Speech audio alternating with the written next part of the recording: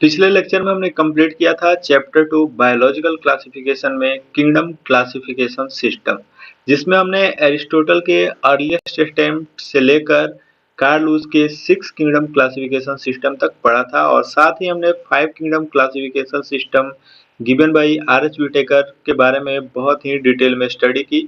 आखिर क्या बेसिस थे इनके किंगडम क्लासिफिकेशन के, इनके किंगडम में कौन कौन से किंगडम आए, ये सब हमने बहुत ही डिटेल्स में पढ़ा था। क्या कैरेक्टरिस्टिक्स थे उनके बारे में भी जाना था। तो आज उसी में हम डिस्कस करने वाले हैं किंगडम मोनेरा। तो किंगडम मोनेरा में हम बात करते हैं तो सबसे पहले ये कि किंगडम जो मोनेरा है, ये कि हमने टेबल में भी ये पढ़ा था कि ये है प्रोकैरियोट्स ग्रुप में, ठीक है। तो किंगडम मोनेरा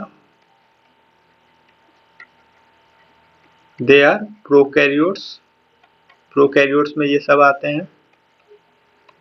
तो कुछ इंपॉर्टेंट पॉइंट्स अबाउट प्रोकैरियोट्स जान लेते हैं, क्या मेन कैरेक्टरिस्टिक्स है। पहला, सेल वॉल की बात करते हैं प्रोकैरियोट्स में। तो जो सेल वॉल है प्रोकैरियोट्स का, ये मेडअप ऑफ होता है पेप्टाइडोग्लाइकॉन, जिनको कि म्यूरिन कहा जाता है, जो एक टाइप ऑफ म्यूकोपेप्टाइड है।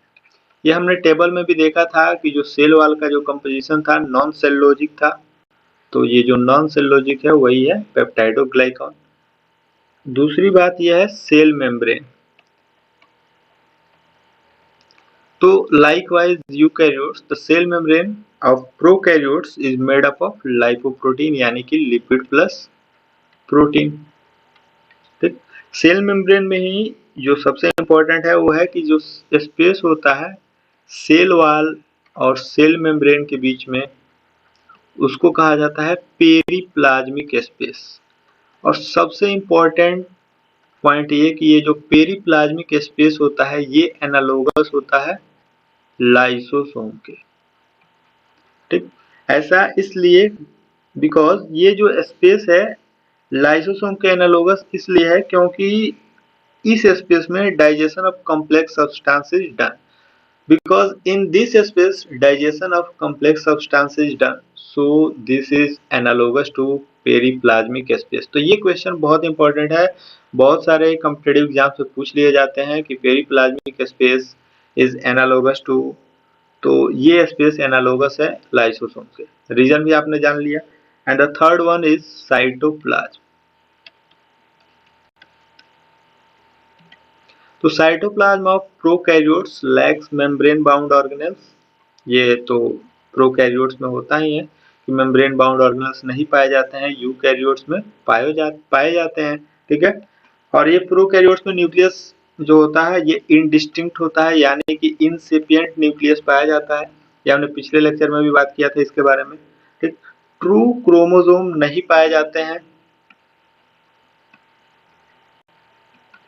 तो ये कुछ इंपॉर्टेंट कैरेक्टरिस्टिक्स हैं प्रोकैरियोट्स के। सेल वॉल का कंपोजिशन क्या है, सेल मेम्ब्रेन किससे बना होता है, सेल वॉल और सेल मेम्ब्रेन के बीच का स्पेस क्या कहलाता है, लाइसोसोम किसके एनालोगस होता है, साइटोप्लाज्म में मेम्ब्रेन बाउंड ऑर्गेनेल्स नहीं पाए जाते हैं, इंसिपिएंट न्यूक्लियस होता है, ट्रू क्रोमोसोम एब्सेंट होता है। तो प्रोकैरियोट्स के बारे में कुछ इंपॉर्टेंट पॉइंट्स है, ये आपको ध्यान में रखने हैं। बाकी शुरू करते हैं एनसीईआरटी का लाइन बाय लाइन। ये जो एनसीईआरटी में इंपॉर्टेंट पॉइंट्स हैं वो हमने पहले से ही हाईलाइट कर दिया है।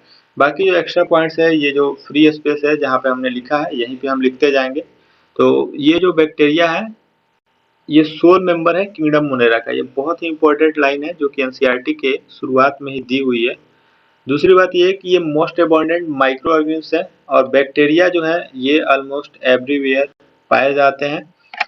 और hundreds of bacteria are present in handful of soil, ठीक है। यानी कि अगर एक मुट्ठी आप सॉइल उठाते हैं तो वहाँ पे हंड्रेड्स ऑफ बैक्टीरिया आपको मिल जाएंगे, ठीक। They also live in extreme habitat, जैसे कि हॉट स्प्रिंग हो गया, डिजर्ट्स हो गया, स्नो हो गया, डीप ओशंस हो गया, where few other life forms can survive. तो ये ऐसे जगह भी सर्वाइव करते हैं जहाँ पे बहुत कम लाइफ फॉर्म सर्वाइव कर पाते हैं। और many of them live in और अदर ऑर्गेनिज्म पैरासाइट्स। तो ये है बैक्टीरिया सोल मेंबर हो गए किंगडम मोनेरा के, उनके हैबिटेट से रिलेटेड इंफॉर्मेशन। और तीसरी बात जो सबसे इंपॉर्टेंट है एनसीईआरटी में दी हुई है, they are grouped under 4 categories based on their shape. तो ये शेप के आधार पे 4 कैटेगरीज में कैटेगराइज किए गए हैं। पहला है स्फेरिकल कोकस, ये मोस्ट रेसिस्टेंट बैक्टीरिया है, ये भी आपको ध्यान रखना है कि ये है मोस्ट रेसिस्टेंट बैक्टीरिया। ये मोस्ट डाइवर्स है rod shaped bacillus, spiral spiral shaped spirillum and comma shaped vibrio. तो अगली लाइन दी हुई है कि though the bacteria structure is very simple they are very complex in behaviour. Bacteria का जो स्ट्रक्चर है बहुत सिंपल है, क्योंकि प्रोकैरियोट्स में स्ट्रक्चर जनरली सिंपल ही होते हैं। तो सिंपल होने के बावजूद भी बहुत ही कॉम्प्लेक्स है बिहेवियर में। Compare to many other organs, bacteria as a group show the most extensive metabolic diversity. ये बहुत इंपॉर्टेंट लाइन है, मेटाबॉलिक डाइवर्सिटी। तो आपको बता दें जो मेटाबॉलिक डाइवर्सिटी एक्सटेंसिव क्यों है, उसके पीछे का रीजन ये है कि कुछ बैक्टीरिया जो है autotrophic mode of nutrition show करते हैं, उनकी जो न्यूट्रिशन की एबिलिटी है वो बहुत ज्यादा डाइवर्स है, इसलिए जो मेटाबॉलिक डाइवर्सिटी है वो बहुत ज्यादा है, मोस्ट एक्सटेंसिव है। कुछ बैक्टीरिया ऑटोट्रॉपिक हो गए, ठीक। ऑटोट्रॉपिक तो आपको पता है, ऑटोट्रॉपिक में वो अपना भाई सेल्फ फूड बनाते हैं, खुद से प्रिपेयर करते हैं, they synthesise their own food from inorganic substrate. अब ऑटोट्रॉपिक में ये फोटोसिंथेटिक ऑटोट्रॉपिक हो सकते हैं, लाइट पे ये डिपेंड रहे, ठीक है। दूसरा ये कि ये कीमोसिंथेटिक ऑटोट्रॉपिक हो सकते हैं। कीमोसिंथेटिक यानी कि केमिकल कंस्टिट्यूएंट जैसे कि नाइट्रीफाइंग बैक्टीरिया हो गया, ये सब, ठीक। आगे डिटेल्स में इनके बारे में बहुत अच्छे से एनसीईआरटी में दिया हुआ है, तो यहाँ बस जितना दिया हुआ है अभी हाल फिलहाल में उतना ही बस जानते हैं।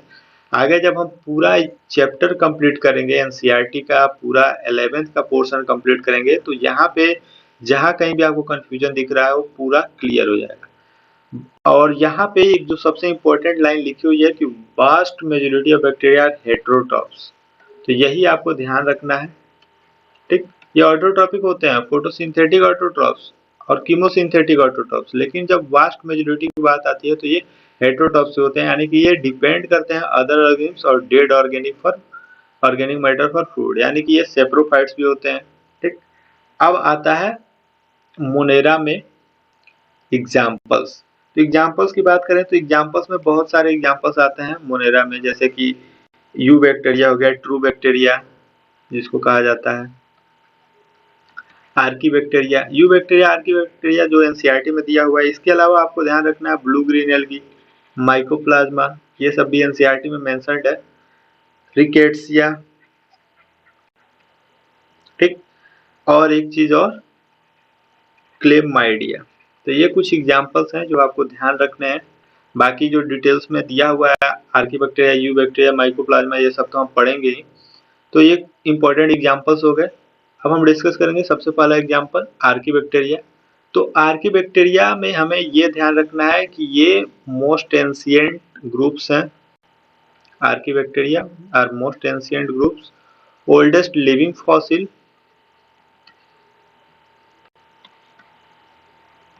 ये कुछ इम्पोर्टेंट इनके बारे में है, ये आप ध्यान रखेंगे कि मोस्ट एंशिएंट ग्रुप्स हैं, ये प्रिमिटिव हैं, इवोल्यूशनरी प्रिमिटिव, यानी कि सबसे पहले यही है। तो ये है आर्की बैक्टीरिया के बारे में, ठीक है।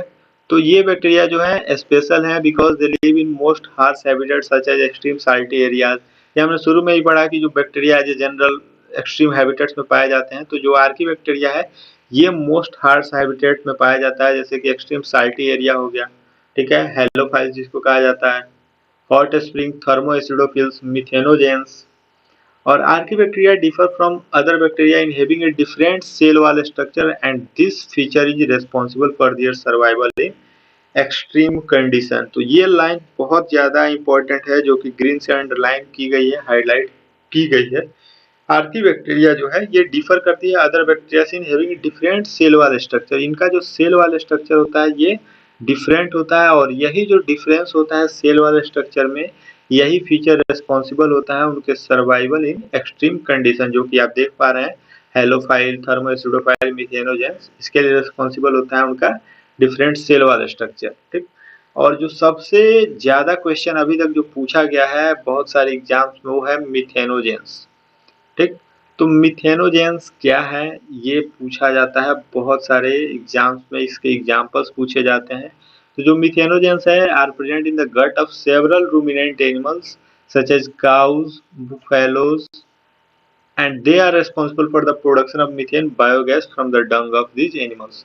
तो ये क्वेश्चन बहुत सारे एग्जाम्स में पूछा गया है, नीट में तो सबसे फेवरेट क्वेश्चन ही है ये, methanogens are present in the gut of several ruminant animals such as cows and buffalo, and they are responsible for the production of methane biogas from the dung of these animals. अब हम discuss करने वाले हैं you bacteria के बारे में। तो you bacteria जैसा कि नाम से पता है ट्रू बैक्टीरिया, इन्हें कहा जाता है ट्रू बैक्टीरिया। और ये सबसे पहले ऑब्जर्व किए गए rainy water and later in teeth scum. सबसे पहले ये ऑब्जर्व कहाँ किए गए? रेनी वाटर में, टीथ स्कम उसके बाद से, और किसके द्वारा ऑब्जर्व किए गए? ल्यूवेनऑग के द्वारा।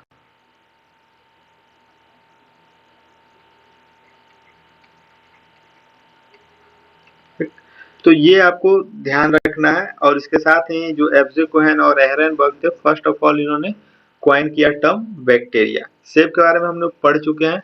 ये कैरेक्टराइज होते हैं by the presence of the rigid cell wall and if motile of flagellum. अगर उनमें मोटिलिटी होगी तो उनमें फ्लैजिलम पाया जाएगा। तो यहाँ पे देखिए एनसीईआरटी में बस मोटाइल लिख दिया है, तो यहाँ पे हम थोड़ा बहुत मोटिलिटी के बारे में जान लेते हैं कि मोटिलिटी इन बैक्टीरिया कैसे होता है। तो बात करते हैं मोटिलिटी इन बैक्टीरिया के बारे में। तो ये होता है, बैक्टीरिया मोटाइल होते हैं, नॉन मोटाइल होते हैं, और इनमें जो मोटिलिटी होता है ये होता है फ्लैजिला के थ्रू, by the means of flagella. अब ये फ्लैजिला अगर एब्सेंट होगा तो क्या कहलाएंगे? Atrichous form. अगर एक flagella on one end of bacterium होगा मोनोट्राइकस। तो ये क्वेश्चन आप पूछे नहीं जाते हैं, ठीक। तब आगे अगर हम डिटेल्स में पढ़ेंगे तो स्ट्रक्चर ऑफ फ्लैजिला के बारे में जान लेते हैं। तो फ्लैजिला जो होता है ये 3 पार्ट से मिलकर बना होता है। पहला होता है बेसल बॉडी, दूसरा होता है हुक, तीसरा होता है फिलामेंट, ठीक है। इतना ही इंपॉर्टेंट है फ्लैजिला। आपको बस यही पूछेगा कि मोटिलिटी बैक्टीरिया किसके द्वारा होता है? फ्लैजिला के द्वारा। अब इससे ज्यादा पूछेगा तो वही बेसल बॉडी, हुक और फिलामेंट। अब इनमें उतना डिटेल्स में जाना जरूरी नहीं है, एनसीईआरटी में बस मोटाइल दे दिया इसलिए हमने मोटिलिटी के बारे में बता दिया। अब देखिए साइनोबैक्टीरिया जो है, जिसको कि ब्लू ग्रीन एल्गी भी कहा जाता है, उसमें क्या होता है? क्लोरोफिल ए पाया जाता है, सिमिलर टू ग्रीन प्लांट्स, और ये फोटोसिंथेटिक ऑटोट्रॉफ होते हैं। और जब ग्रीन प्लांट्स के सिमिलर इसमें क्लोरोफिल पाया जाएगा तो जाहिर सी बात है क्या होंगे? फोटोसिंथेसिस करेंगे, और इसलिए इनको फोटोसिंथेटिक ऑटोट्रॉफ कहा जाता है। और ये जो साइनोबैक्टीरिया होते हैं ये यूनिसेलुलर, कोलोनियल और फिलामेंटस होते हैं। साइनोबैक्टीरिया आर यूनिसेलुलर, कोलोनियल और फिलामेंटस, फ्रेश वाटर, मेराइन और टेरेस्ट्रियल एल्गी। और यहाँ पे जो कॉलोनीज होती हैं जनरली सराउंडेड होती हैं जिलेटिनस सीड के द्वारा। तो ये भी क्वेश्चन बहुत बार पूछा जाता है कि जो कॉलोनीज होती हैं वो किसके द्वारा सराउंडेड होती हैं? तो जो कॉलोनीज होती हैं वो सराउंडेड होती हैं जिलेटिनस सीड के द्वारा। इसके बाद दिया है कि they often forms blooms in polluted water bodies. Some of these organisms can fix atmospheric nitrogen in specialised cells called heterocyst, example Nostoc and एनावेना। तो यहीं से क्वेश्चन आते हैं, नोस्टक एंड एनावेना, हेटेरोसिस्ट का फॉर्मेशन। हेटेरोसिस्ट क्या है? तो कुछ ऑर्गेनिम्स ऐसे हैं जो कि फिक्स करते हैं atmospheric nitrogen in specialised cell. ये जो दिख रहा है यही है आपका हेटेरोसिस्ट। तो ये बहुत इंपॉर्टेंट है, बोर्ड एग्जाम्स में भी ये डायग्राम देके डायरेक्ट पूछ देता है कि आप लेबल करिए हेटेरोसिस्ट कहाँ है, म्यूकोलिजिनस सीड कहाँ है। तो ये फिलामेंटस ब्लू ग्रीन एल्गी, नोस्टक का ये दिया हुआ है फिगर, ठीक। अब देखिए ये जो नोस्टक और एनावेना हो गए कीमोसिंथेटिक ऑटोट्रॉपिक बैक्टीरिया जो होते हैं, ये ऑक्सीडाइज करते हैं वेरियस इनऑर्गेनिक सब्सटेंस, जैसे कि नाइट्रेट हो गया, नाइट्राइट हो गया, अमोनिया हो गया, और फिर यूज करते हैं released energy for their ATP production. तो ये कीमोसिंथेटिक ऑटोट्रॉपिक बैक्टीरिया क्या करते हैं कि ऑक्सीडाइज करते हैं बहुत सारे इनऑर्गेनिक सब्सटेंस, जैसे कि नाइट्रेट, नाइट्राइट, अमोनिया हो गया, और ये बहुत ही ग्रेट रोल प्ले करते हैं रिसाइकल करने में न्यूट्रिएंट्स। अब यहाँ पे न्यूट्रिएंट्स के नाम आपको ध्यान रखने हैं, nitrogen, phosphorus, iron and sulphur. तो ये आपको याद रखने हैं कौन कौन से न्यूट्रिएंट्स हैं, ठीक, जो रिसाइकल होते हैं, उसके एग्जांपल्स आपको याद रखने हैं। तो ये है फोटोसिंथेटिक ऑटोट्रॉपिक बैक्टीरिया, जो कि हमने पढ़ा कि अगर ऑटोट्रॉपिक हो गए तो फोटोसिंथेटिक होंगे, कीमोसिंथेटिक ऑटोट्रॉपिक होंगे। तो ये फोटोसिंथेटिक ऑटोट्रॉप हमने पढ़ लिया, ठीक है। इसमें क्या हो गया? ब्लू ग्रीन एल्गी पाए जाते हैं जो कि क्लोरोफिल सिमिलर होता है ग्रीन प्लांट से, ठीक। कीमोसिंथेटिक में आप याद रख सकते हैं नोस्टोकेना बना। अब यहाँ पे क्या होता है, अमोनिया नाइट्राइट्स रिलीज होता है और ये जो न्यूट्रिएंट्स रिसाइकल होते हैं जैसे नाइट्रोजन, फास्फोरस, आयरन, सल्फर। तो ये हमने जो शुरुआत में बातें की थी वो यहाँ तक आके ही सारा चीज कंप्लीट हो गया। अब आता है हेटरोट्रॉपिक बैक्टीरिया। तो heterotrophic bacteria most abundant in nature है, जैसा कि हमने इंट्रोडक्शन में ही पढ़ा था। और जो मेजोरिटी है वो है इंपॉर्टेंट डिकम्पोजर्स। जो अब हेटरोट्रॉपिक बैक्टीरिया में भी जो मेजोरिटी है वो डिकम्पोजर्स की है। और बहुत सारे ऐसे हैं जिनका कि सिग्निफिकेंट इम्पैक्ट होता है ह्यूमन अफेयर्स में। और ये हेल्पफुल होते हैं, यूजफुल भी होते हैं और हार्मफुल भी होते हैं। ठीक है, यूजफुल भी हैं, हार्मफुल भी हैं।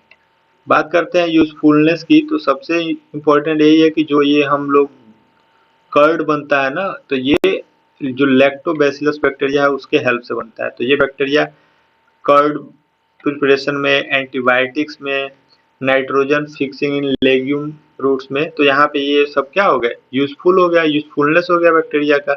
ठीक है।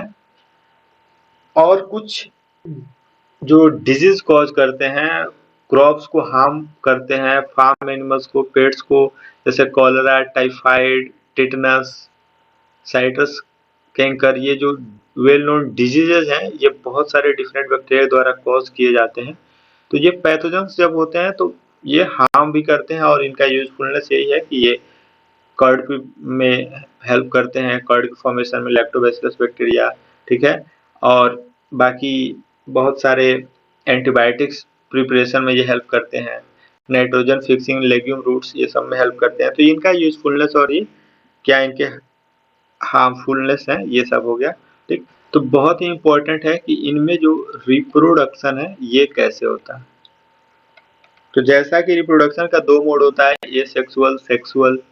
तो इनमें भी वही सब होगा, ए सेक्सुअल होगा या तो सेक्सुअल होगा। ठीक। तब सेक्सुअल, ए सेक्सुअल जो होता है तो बैक्टीरिया क्या करता है कि रिप्रोड्यूस करता है दो मेथड से। ये तो जनरल मेथड हो गए रिप्रोडक्शन का, ए सेक्सुअल, सेक्सुअल। और यहाँ पे ए सेक्सुअल होता है, दूसरा होता है यहाँ पे जेनेटिक रिकॉम्बिनेशन।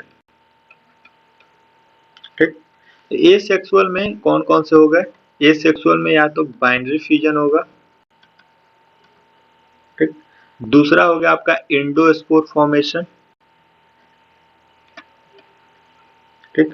तो जो बाइनरी फ्यूजन होता है ये होता है मोस्ट कॉमन मेथड है, ये है most common method. Binary fusion is the most common method of bacterial reproduction और ये होता है फेवरेबल कंडीशन। अब फेवरेबल कंडीशन में हो गया आपका बाइनरी फ्यूजन। ठीक। अब इसमें क्या होता है कि डीएनए रेप्लिकेशन सबसे पहले टेक प्लेस करता है बैक्टीरियल सेल में और फिर बैक्टीरियल सेल डिवाइड करती है दो डाउटर सेल में। ये बैक्टीरियल सेल हो गया, ये दो डाउटर सेल में डिवाइड करती है due to formation of transverse septum in the centre of the cell. और ये जो daughter cell, each daughter cell grows to form new bacterium. तो ये जाके नया बैक्टीरियम बनाती है। ये हुआ फेवरेबल कंडीशन के में क्या क्या होता है, कैसे बाइनरी फ्यूजन होता है, और ये मोस्ट कॉमन मेथड है। और जो इंडोस्पोर फॉर्मेशन होता है ये अनफेवरेबल कंडीशन में ऑकर होता है, it occurs in unfavourable condition. ठीक। ये है हाईली रेसिस्टेंट स्ट्रक्चर, ये बहुत ही ज्यादा इंपॉर्टेंट है। अंडर अनफेवरेबल कंडीशन इसलिए होता है कि ये रेसिस्टेंट स्ट्रक्चर है और ये आपका हो गया टेम्परेचर, रेडिएशन, एंटीबायोटिक्स, केमिकल, इन सब से रेसिस्ट करता है। और ये जो बैसिलस टाइप बैक्टीरिया हैं, जो rod shaped bacillus type bacteria हमने पढ़ा था on the basis of shape, चार कैटेगरी, उसमें जो दूसरा था रड शेप्ड बैसिलस, उनमें ये इंडोस्पोर फॉर्मेशन होता है। दूसरा है जेनेटिक रिकॉम्बिनेशन। तो जेनेटिक रिकॉम्बिनेशन के बारे में बात करते हैं। तो जो जेनेटिक रिकॉम्बिनेशन होता है इसमें क्या होता है ये हम जानते हैं कि जो बैक्टीरिया में रिप्रोडक्शन का दूसरा मेथड हो गया जेनेटिक रिकॉम्बिनेशन। तो इनमें कैसे होता है, तो जेनेटिक रिकॉम्बिनेशन में तीन मेथड आते हैं। पहला आता है ट्रांसफॉर्मेशन, ट्रांसडक्शन और कंजुगेशन। तो ये तीन मेथड भी आप बस याद रखते हैं तो ये भी बहुत ही हेल्पफुल रहेगा आपके लिए। Transformation, transduction and conjugation. NCERT में इतना डिटेल्स में दिया नहीं है, लेकिन आप जान लीजिए कि ये 3 मेथड कौन कौन से होते हैं जेनेटिक रिकॉम्बिनेशन के। तो कंजुगेशन सबसे पहले ये इसमें जो F प्लस F माइनस ये सॉर्ट ऑफ सेक्सुअल रिप्रोडक्शन ये जो मान लिया जाता है F plus F minus male female ये कंसीडर कर लिया जाता है। तो फर्स्ट ऑफ ऑल जो डोनर सेल हैं जो कि F प्लस है, ये रेसिपिएंट सेल यानी कि F माइनस से अटैच होते हैं किससे, with the help of sex पिलाई। और यही जो सेक्स पिलाई ये फंक्शन करता है कंजुगेशन ट्यूब में।